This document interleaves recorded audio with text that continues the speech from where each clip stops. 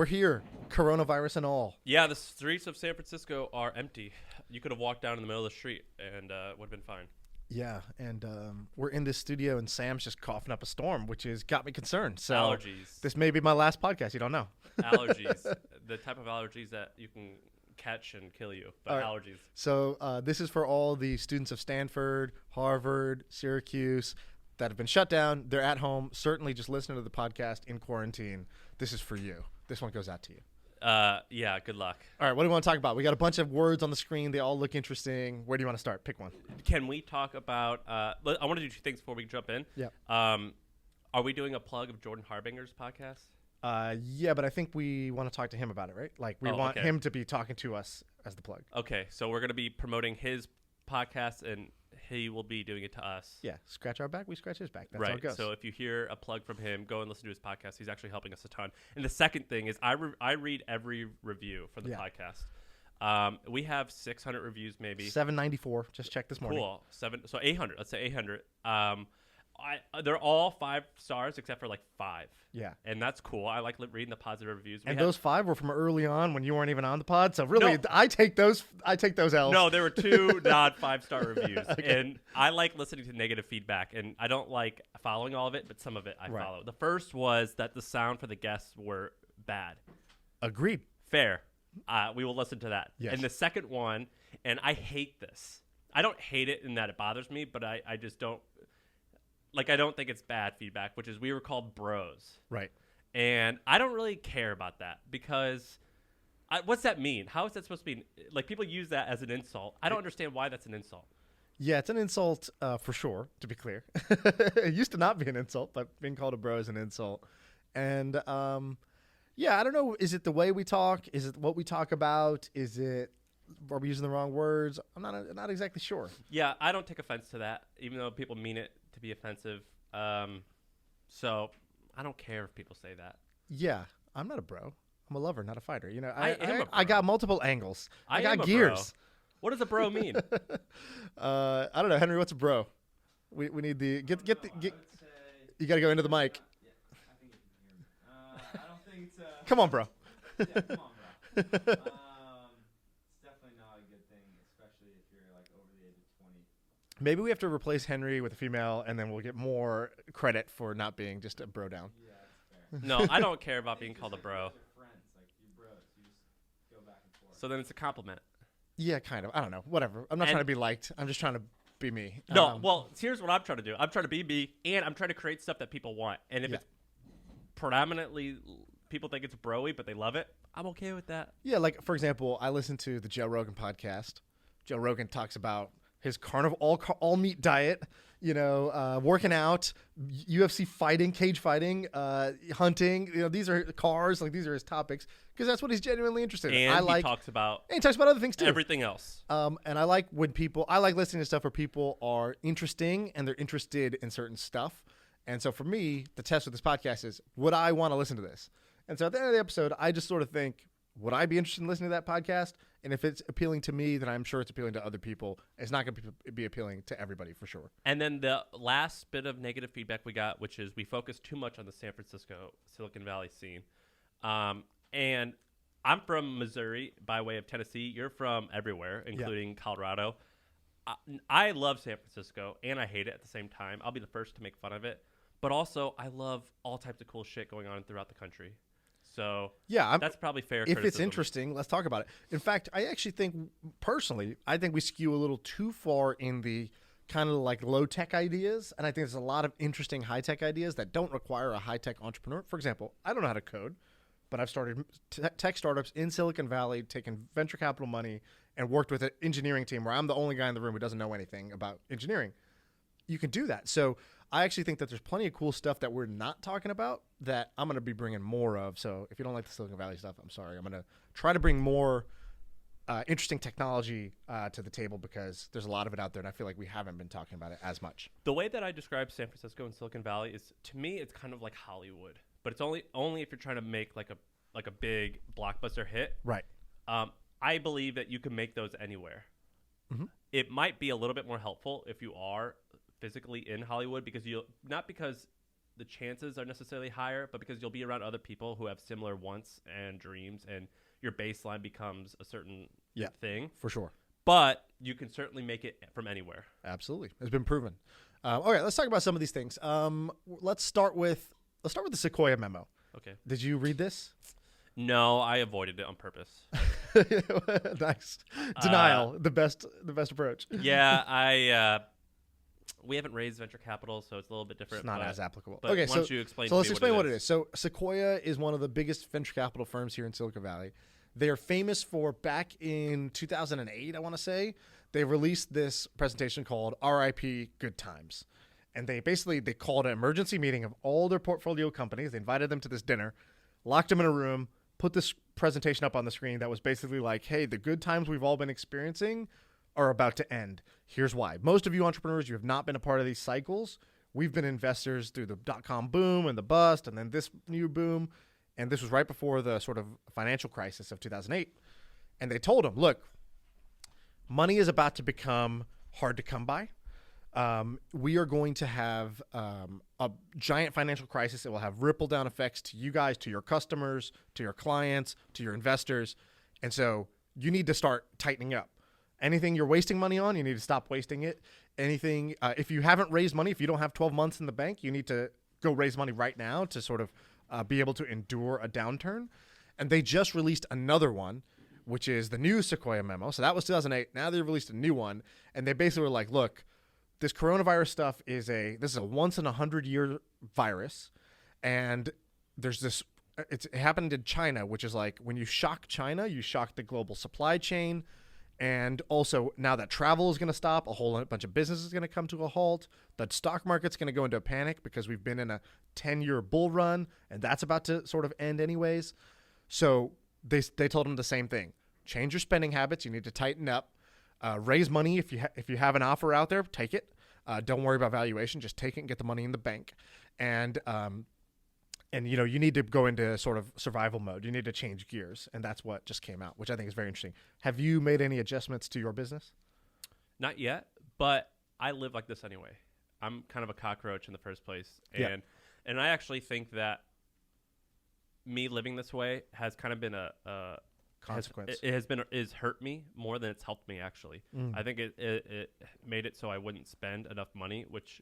If you have a machine that turns $1 into more than $1, dump the truck, your money truck. Like what, ad spend, or what do you mean? Yeah, I mean, look, if you have a funnel or a product where if you just spend more on marketing or spend more on engineers or spend more on content creators and it turns that new customer into more than what you acquired them for, right? Then if anyone had a little machine that turned $1 into $1.01, the name of the game is throw as much money into that machine as you possibly can. As fast as you can. And I've had those machines, and I didn't capitalize on it. And so I've lived this way all the time, and I think it's actually hurt me a lot. But in times like these, bring it on. Yeah, I mean, you don't need to adjust. We haven't changed how we've done things just because we're always tight. Yeah, and your company's in a good position. Like just now before this, we were looking at a company's P&L, and it was like cash in the bank, $220,000 or something like that. It's like, dude, you're couple months away from insolvency, if that was the case. Whereas you guys are in a much better position. Yes. I do have a little fear. I don't know how I feel about this Corona thing what it means for business. I do think I am on the side of, I think it's bad, but I don't think it will be as bad as I think, or as I originally thought. Right. I guess I just have faith. I have a lot of, blind faith that it will work out, so I've been on the other side of this. So when we were doing our idea lab, I worked with this guy, Michael Birch. Michael Birch is known as, if you just Google, he's like one of the top growth guys in the world. He sort of was doing and invented viral marketing before viral marketing was a word. He did it because he didn't have money back in the day. So he built one of the first address book importers where for this company called Birthday Alarm he was like... And I think he did it before that at Rick Marini's company. I forget what that was called. Birthday Alarm was before that. So Birthday Alarm was the first one where he was like, hey, I want people to send this to their friends. What if I just imported all the addresses from their Hotmail, and then I made it easy? Push this button to send it. And he's like, he literally told me at his house, he was like, I thought that 10 days later, like, I thought there's no way they let this go for more than 10 days. And he's like, it's now been 15 years and this thing still works. And he's like, so he was working on viral marketing because he just didn't have a budget. So he's like, I got to use my customers to get me more customers. And to explain that, you didn't explain it totally clear, but someone signs up for your thing and says, do you want to invite your friends? Here's your Gmail contacts. Click, select all, and send an email to all of them. And so in this case, for Birthday Alarm, it was, I make a calendar where I'll invite you. I'll say, hey, Sam, can you add your birthday to my calendar? I don't want to forget your birthday. This is before Facebook existed, by the way. And so you would add your birthday to my calendar, and then it would say, hey, Sam, don't you want to remember Shaan's birthday? That'd be nice, like reciprocate. And you'd be like, yeah, sure. And then it would say, hey, Sam, you got one birthday on the calendar, but you surely got more friends than one. So why don't you invite some other friends? Here, let me make it easy for you. Would you like to import all your friends from Hotmail? And you're like, yes. And he added one thing at a time to make it more viral. So he would add a pre-filled message. Because he's like, people are stopping because they can't think of what to say. Right. So here's a pre-filled message that I know works. And then I just say send. And so then he got this thing super viral. So, Birthday Alarm grew to 50 million members with zero paid marketing. 50 million. And then he's done this again and again since then with his social network, Bebo, and others. So when I worked with them, the name of the game was viral growth. And so we did a charity campaign. They're trying to raise money for charity water. Well, we made a website that was just telling a story of this boy, Jean Bosco, with no water. And then we said, can we get this to go viral? And so we did the same thing, import emails, get people to send the story to their friends, and raise money for the cause. And we got it to go viral. So I've literally been at where like nothing. You'd come into work, nothing, no growth. And you would just tweak the right thing. And then all of a sudden, between overnight, something would have doubled. And the next morning, it doubled again. Next morning, doubled again. And I remember it just going from 0 to 5 million people signing up for this charity thing within 2 weeks. It was insane.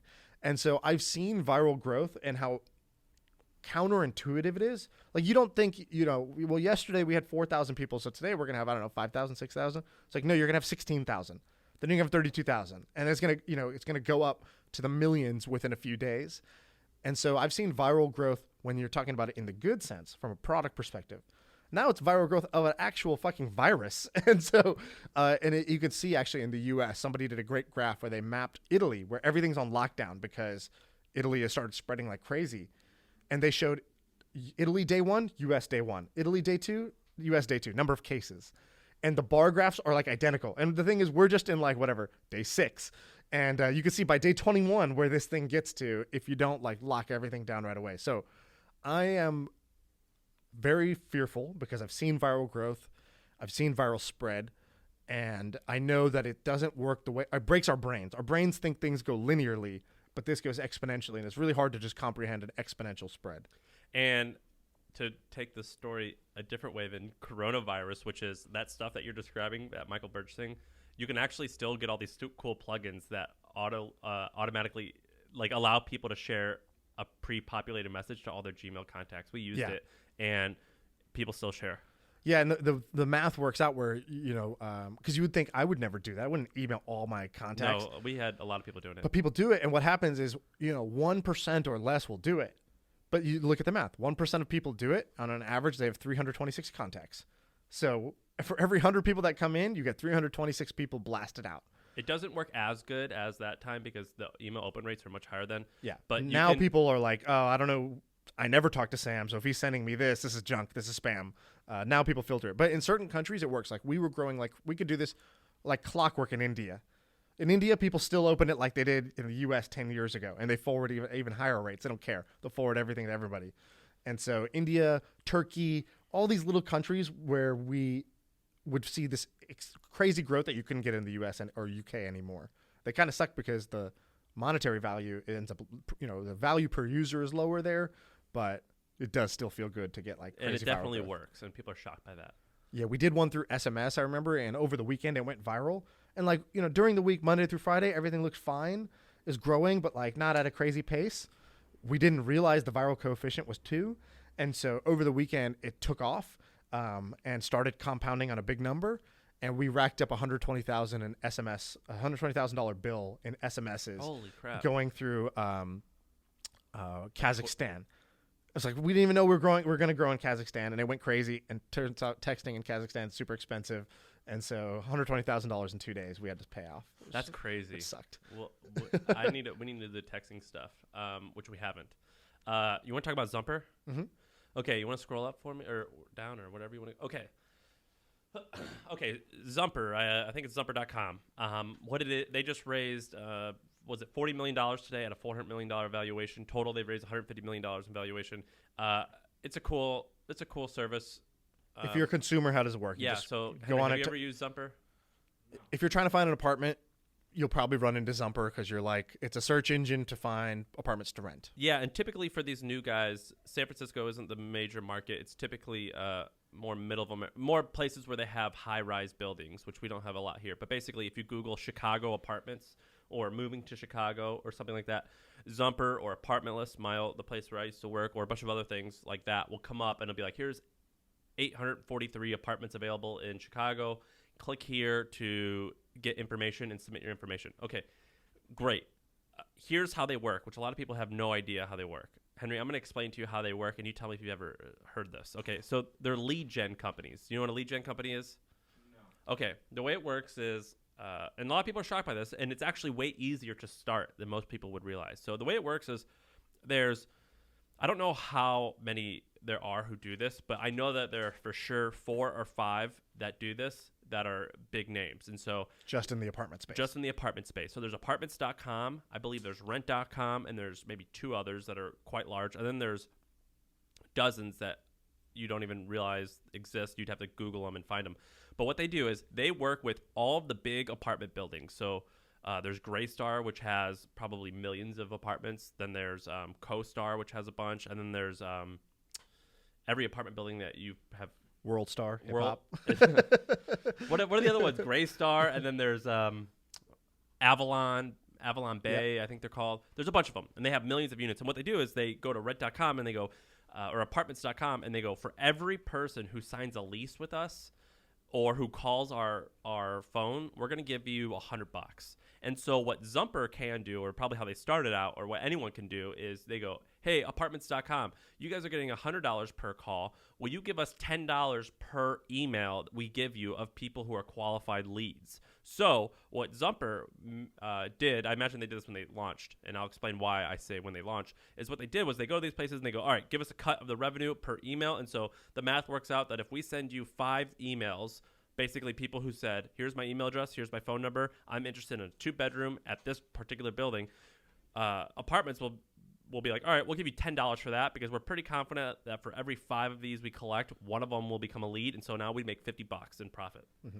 And so what Zumper does is they create a different funnel where they learn how to rank really high on moving to Chicago, find an apartment, or they are able to have really good Facebook ads and they get all these leads. And that's what their margin is. And so and margins for these businesses, I know this firsthand, could be 60 to 70% gross margin, which means, let's see, what's the math behind that? $1 million comes through the door. You paid, $250K on search engine marketing. Yeah. But the rest is because there's no COGS. There's no physical product you're selling. So you have a very high margin product, 67% margin, plus whatever content staff you have internally. That's your other cost. So it's just a lead gen company. Yeah. And the interesting thing, I've known a lot of people who have these lead gen companies. I knew a guy who had a lead gen company for swimming pools. So if you wanted to buy a swimming pool, you'd Google swimming pool repairman or in-ground pool setup California, right, or something like that. He's number one, and he would be number one. You submit your information, and he would sell it to these people who go and service who actually do the thing, who actually do the work. You're a middleman when you're a lead. Now, there's pros and cons to this business. The first pro is you could set these up really cheaply, and you could start making cash flow very quick. Like if you were able to spend 1 month just building the site and creating the relationship with this person, you could next day go out and start making cash so long as you were profitably acquire a customer. Right. So that's great. The second great thing is you could do this for most anything. The best way I think to figure out how to do this is you figure out what has the largest total market size with also the largest possible cost per lead. With also the least amount of competition. And you do like a grid. Yeah, like a grid. And so, for example, I've been bullish on truck drivers. The reason why is I think that there's a whole lot of truck drivers in America the average truck driver makes a good salary, let's say $50,000 a year. Therefore, recruiters would be willing to pay like $100 per lead. So I was like, Right. can I send leads there? Or you could do it for local services. So I need a landscaper, or I need irrigation work done at my home. Right. My home, and someone will buy those leads for, I don't know, $50. So you can do this for anything. Right. You just have to optimize for what. So my father-in-law is in the senior living business. He owns a couple of facilities, and the biggest thing for them, like, his business looks great when he has high occupancy rates, and it looks terrible if he gets high vacancy, so low occupancy. And so there's companies out there that do this for seniors. If you start Googling, like, memory care in Alameda, California, there's a company that will pop up right in the top of search and say, hey, we've reviewed the top 15 facilities here, and come read about them. Or, hey, are you looking for this? Talk to our consultant. Just put in your email address here, and we'll help you land in a spot. And so then they'll pay these lead gen services a high amount because, somebody who goes into a senior facility, they're paying $8,000 per month, and they're usually there till end of life. And so you get, the very high lifetime value of that customer. So you're willing to pay $1,000 per qualified lead who's looking in your area. Yeah, I don't know if do it's it for that exact anything number, like that. but high price. And I have firsthand knowledge. I know someone personally, and I know the financials of a senior living lead gen business. It made hundreds of thousands of dollars a month in revenue and a very good profit. I know someone who did it for rent-to-own properties. I know people who have done it for, like I said, swimming pools. I know people who have done it for apartments. I know a guy who did it for local home services and did about $60 to $70 million a year in sales. Right. And so that's the name of the game. I also know people who have done it for jobs. Jobs is another good one. Now, like Rig Up has done this. They've raised money at a $2 or $3 billion valuation, and they've done it for oil workers. And the way the math works is there's actually way more oil workers in America than you think, hundreds of thousands, or can be hundreds of thousands. And those oil workers, the barrier to entry is relatively low. You don't have to have like a master's degree in something, so anyone can do it, or a lot of people can do it. And the salary is quite high, $100,000 a year in some cases. So they're willing to spend a lot of money. And so it's a really interesting company, or a business rather. And a lot of people don't know that's how it works. Now here's the downside. The downside is lead gen companies can be very transactional, which means as a business, you only capture value and make money the more leads you're coming in through there. And often that means you only make money when you're spending money.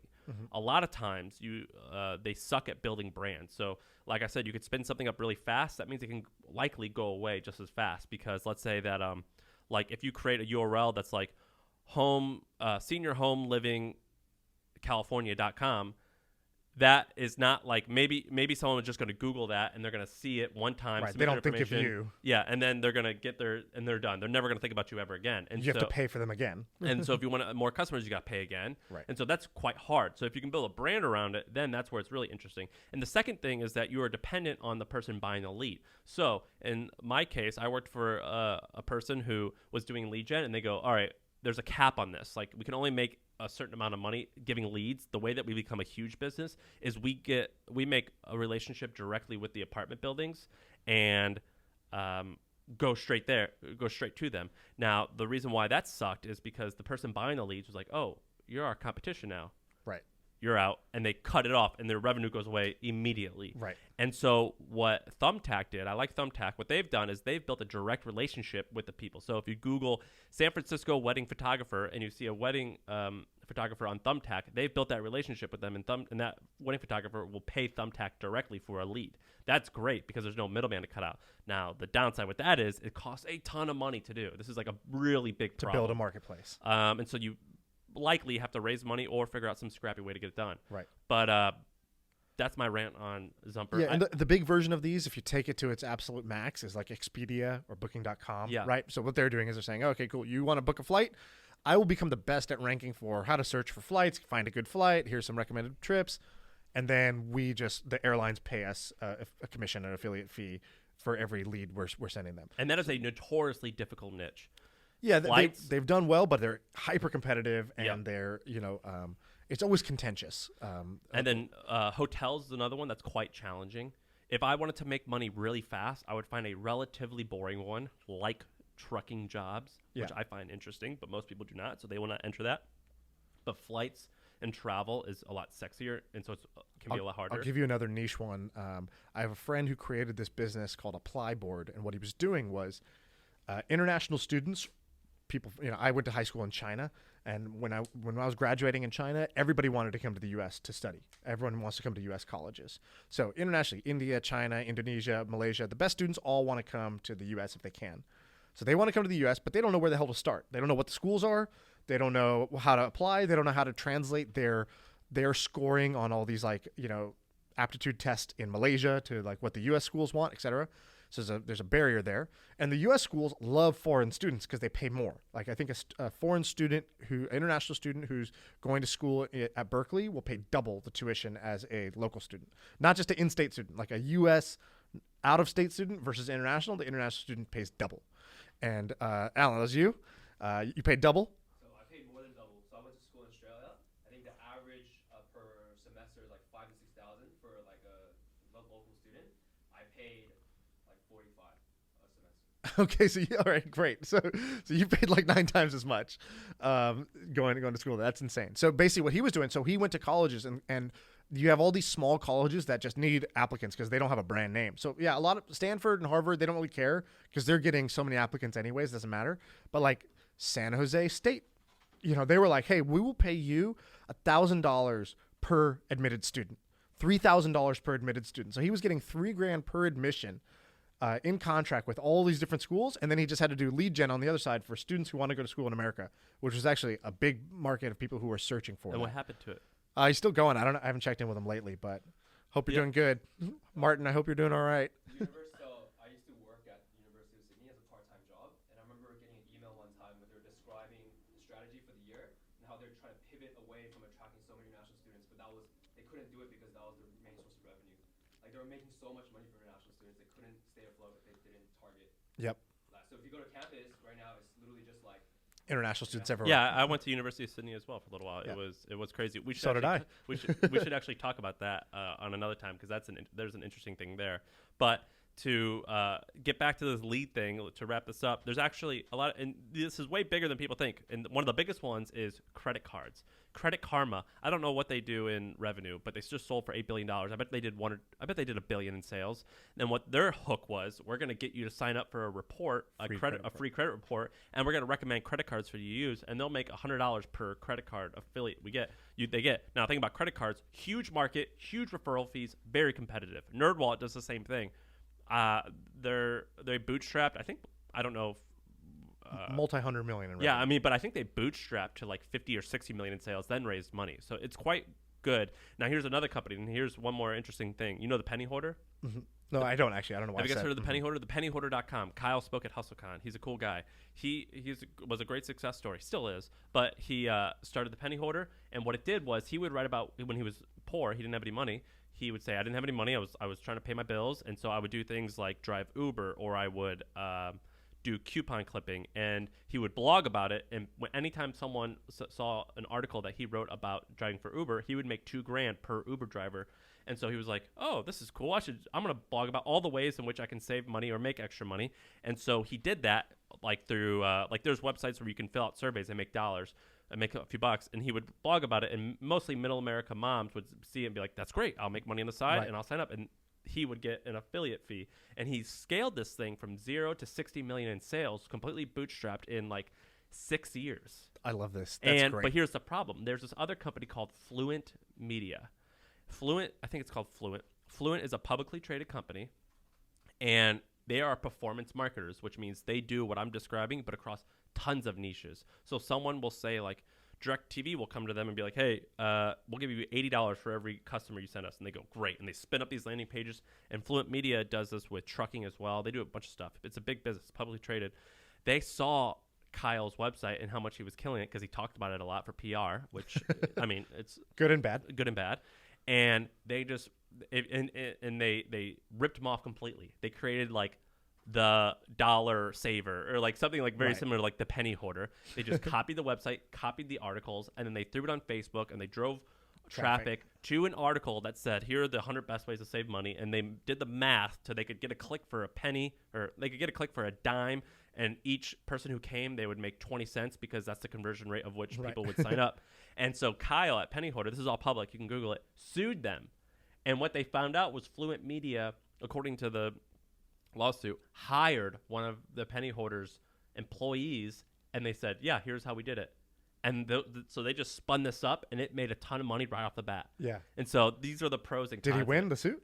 I think it's ongoing. It's ongoing. But For Kyle. But this is why this is interesting. Because and the Penny Hoarder amongst its crew, amongst its audience, I think has a great brand. And and NerdWallet actually at this point has a great brand. At first, NerdWallet was simply you're just going to Google Pass-through, You're just going to Google best credit card, and we're going to show up one, and you're never going to remember us. But at this point, they're doing all this advertising and commercials, and people like turn to the nerds, like it's working. That's their commercial. So really interesting business model. I like lead gen, but a lot of people didn't realize how that worked. Henry, was that interesting? Did you learn how it worked? That was great. Yeah. All right, I got another one for you. Manziel. So this is cool. This is one of my favorite reasons to do the podcast is that interesting people just reach out and tell me about their business. So Manziel is this guy Sam reached out. He listens to the podcast. What's his last name? Sam Halako, Yeah, I saw something him. like He was that. tweeting at me too. And so he was like, "Hey, I got this business. Would love some help with it, or just would love to chat." And so I said, "Okay, let's chat." So I get on the phone, and I end up blown away by what these guys are doing. So they teach me about something I've never heard of, and is now very fascinating to me. So what they do is Manziel does Islamic financing. So I was like, We've talked about this. What's that mean? We talked about it not on the podcast, but we talked about it offline because I was pretty interested in it. So, Henry, do you know what Islamic financing is? If you didn't know lead gen, I don't think you'll know this one. So, Are you Muslim? I'm not. I'm Hindu. Well, I'm neither, but like my family is Hindu.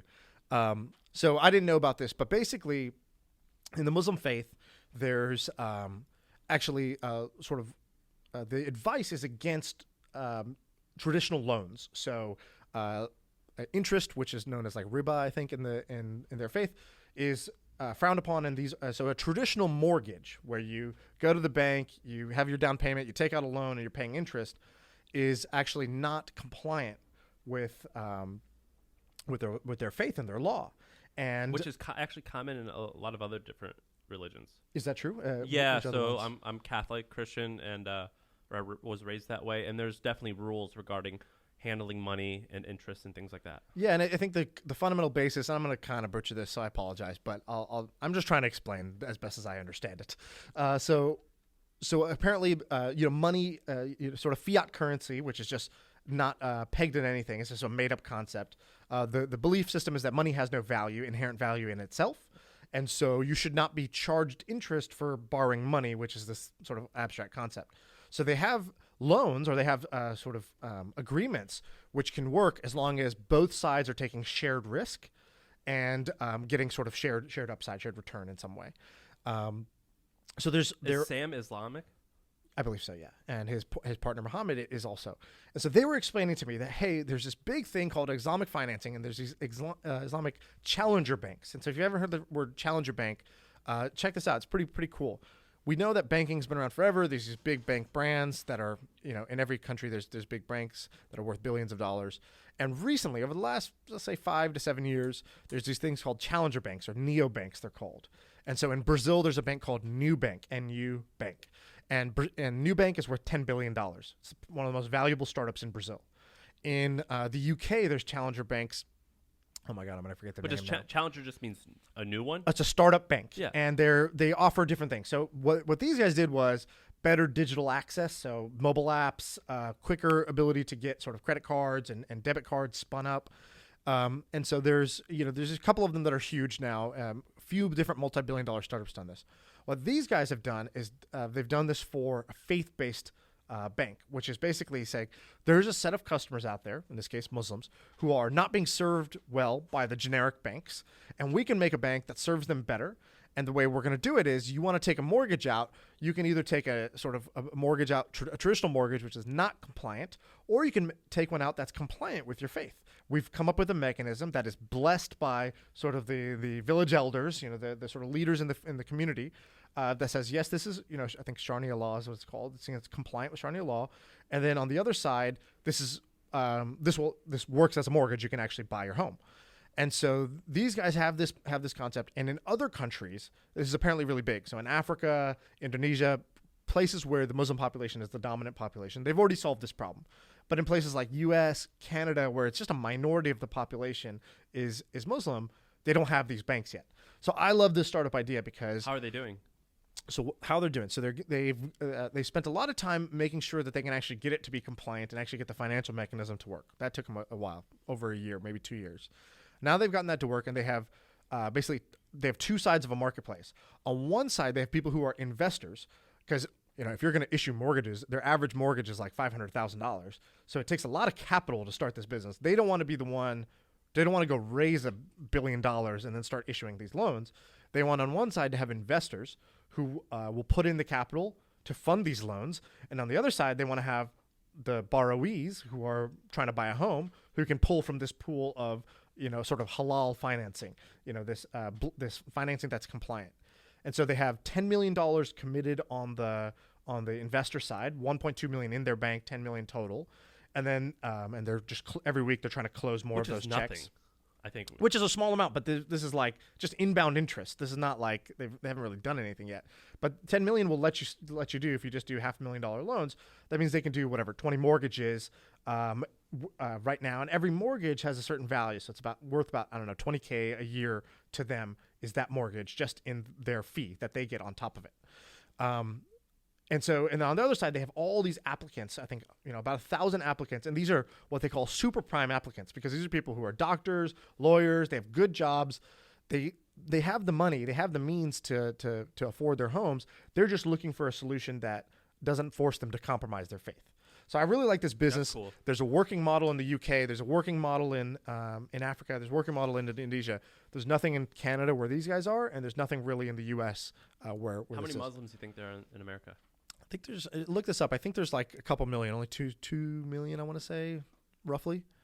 That's pretty interesting. I like that. I think that there's a bunch of weird rules around banking. I mean, they're not weird; they should be there. But and so starting a bank, I think it's almost like nearly impossible. It's very difficult. So what all the neobanks do, all the charter banks do, they're not real banks. They're not real banks. They sit on top of BBVA, or they sit on top of these other banks, and they're just they're the consumer-facing layer, but the banking happens with their underlying partner.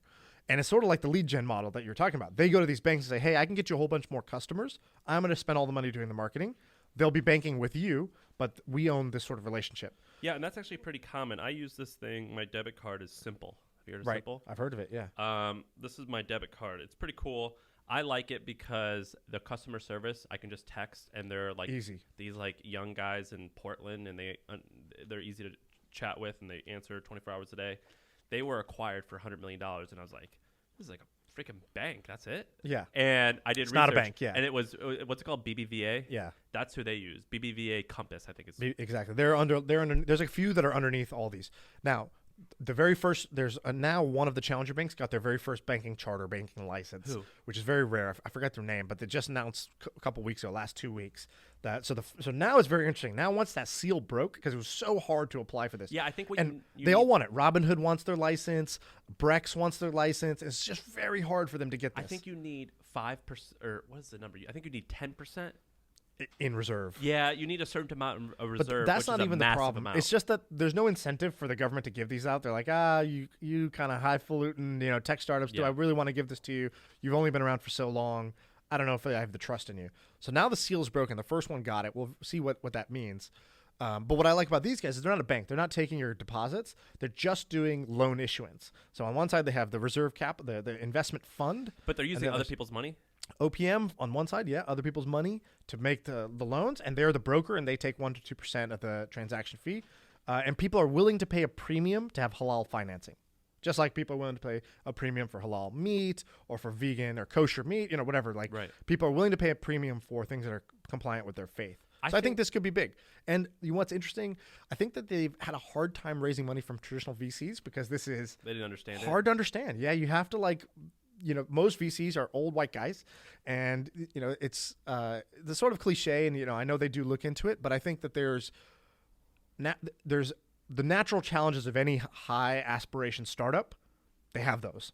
They have the problems that any startup that's really ambitious. But then they also have the problem of like, first they need to educate you about this problem. Like you saw how I stumbled through this explanation, and I talked to these guys for an hour, and that's where I am after an hour of really trying to understand it. But you ran this by Furkan, your best. Your so partner, I ran it by him. Muslim. I introduced them yesterday. I said, hey, Furkan understands this. He's Muslim. He's an investor. He's a technologist, and he's an entrepreneur. If he doesn't like this, I don't like this. And what did he say? And so he's like, I've looked into this. He's like, a lot of my friends really wanted this. I tried to look at what options are available in the U.S. They suck. They're really super high premiums. Is he practicing? Yeah, like, to an extent. Yeah. Like what I want to know is, do really like he doesn't pray 5 times a day, but he doesn't eat pork. Right. So he's like he- culturally. He drinks, but like his dad runs the mosque in San Jose, and like it's so even people who are like who aren't incredibly devout are into this. if he had the option, he would prefer halal financing over not, if it was convenient. And he's like, the problem with all the existing options, they're not convenient, they're not easy to use, and they're very high premiums. He's like, if these guys did it conveniently, I think this could be big. So he's going to talk to him. We'll see. Like I'm not a practicing Stay Catholic tuned. anymore. Are you guys Catholic? You're Catholic for sure, right? Do you eat meat on Friday? On Lent? Yeah, I've been bad about it, honestly. I went to like all boys Catholic high school stuff. Me too. I went to an all boys Catholic high school. I don't practice anymore, but that's another thing. I don't eat meat during Lent on Fridays, or I try not to. So it's kind of it sounds like that's what it's kind of like where it's like people. It's a spectrum. It's a you prefer it, but not. Yeah, you prefer it, especially if it's convenient for you. You know, the way Henry just said that, a lot of guilt there of like, yeah, I should, but I don't. So there's, if you can make it where people do what they want to do without lifting a finger, then they'll do it. It's great. That's pretty cool. business I opportunity. like that. I like that thing, or I like that angle of finding, because I don't know anything about Muslim culture. Right. I don't know anything about Hindu culture, which is where you're from. I don't know. You probably don't know too much about Catholic. Yeah, It's kind of an I know interesting nothing. way to like look at how other religions do things. Right. Another thing that we should talk about, not today, because I don't think we know what we're talking about. We definitely don't yet, is building things on top of banks. I think that's super interesting. What do you mean by that? So like what Simple did, and like what's the name of this company? Manzil. Spell it. Manzil. Manzel. Okay, kind of like what Manzel did, building a front end on top of someone else's back end. Right. Which is the bank. I think that's really interesting. Simple.com is my card. I didn't know they did this at first. This is kind of what drop shipping is. So where you build the layer that says, I'm going to get the customer to a landing page and they buy. Yep. But it's just going to place an order with this other manufacturer and they'll ship it directly But to it's them. super effective. I like that with banks because like Simple, they did this it's a little different. The card is all white and it's the just branding. slick looking. Yeah. And their app is really good. And so it's kind of interesting. I think this is kind of what Brex is doing. It's Right. a That's corporate totally what credit Brex is doing. card. Yeah. They're layered on top of MasterCard. I love these things. I really like that. Let's talk about how many minutes are we in? We're about an hour in. Okay, you want to? 42 minutes. We can answer some questions, or what do you want to do? Let's do one of these fun ones. So let's do the rebranding words. So this was in the Hustle Trends, the Trends Hustle Facebook group, which is like a source for entertainment and gold. Which go to trends.co and sign up, and if you use the phrase million, you'll get 50%. Trends.co/million. That's my plug. I believe that's it. Is it /million or is it a promo code? Both will work. Okay. Trends.co/million or trends.co. And you guys have this thing where you can sign up for $1, which is pretty dope. Yeah, and it's working. People Great. love it. I love it. Okay, so somebody in the group, can you scroll up? I don't remember if I have their name. I should have their name to Your other up. up. Yeah, there you go. Okay, we don't have the name. We should find Alan. Will you find the name of the guy who wrote this, because I want to give him credit. So somebody was just talking about like, hey, isn't it funny how people just rebrand stuff and like give it a whole new meaning? So he's talking about MSG. He's like, oh, MSG, which was like got this really bad reputation for being this food additive, whatever, and just rebranded as umami. And now it's this like foodie word that like is good. And somebody came into the comments with like a bunch of really funny ones. You want to know another food one? Aioli. Aioli? It's just mayonnaise. Love it. Aioli is mayonnaise that has a little garlic flavoring. Look it up. I don't think that's true. I'm pretty sure it's better for you than mayonnaise. Look it up. Aioli is flavored mayonnaise. Look up aioli versus. Just Google, is aioli mayonnaise? I'm telling you, aioli is mayonnaise. But there's like way more. You have to do it in a separate tab. Yeah, though. you can't do this because we have to. Well, here, use right your there. What's the answer say? It says it right there. What's the top result? What's it say? Is aioli any different than mayonnaise? Aioli is made from garlic and Am I off? All right, Henry wins. Okay, it's not exactly mayo, but I like the intent. All right, so let's go back to the doc. Chilean sea bass is actually called Patagonian toothfish. Yeah, that's They awesome. rebranded it. Yeah, Yeah. I love it.